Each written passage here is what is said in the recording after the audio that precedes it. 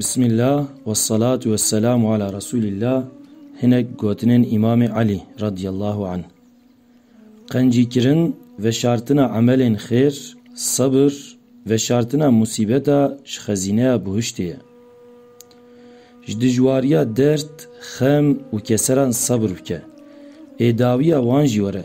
Bizan be sabır nîşaniya esaletê ye.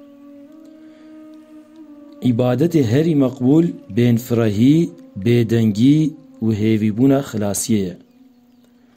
Dilaşê mirov de giringiya sabır çi be, di îmanê de jî ciyê sabrê ew e.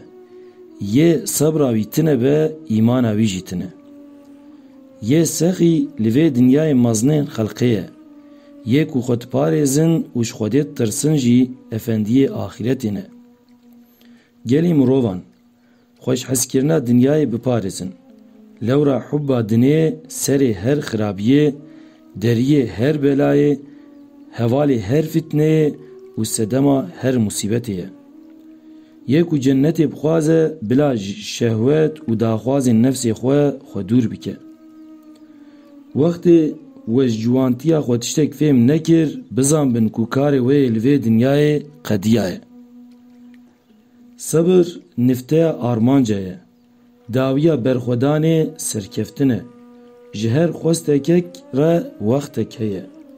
Roja ku tê de guneh newekirin, ew roj îd e. Eger derdê te hebe nebêje Rabbê min çi derdekê mezin li min peyda bûye.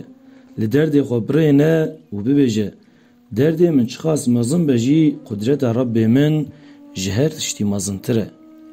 Sabır du qismin. Sabır li ber musîbeta ev tiştek pir xweş e. Sabra ji wî xweştir û çêtir jî ew e ku mirov ser tiştê Xwedê heram kiriye sabır bike û nekeve.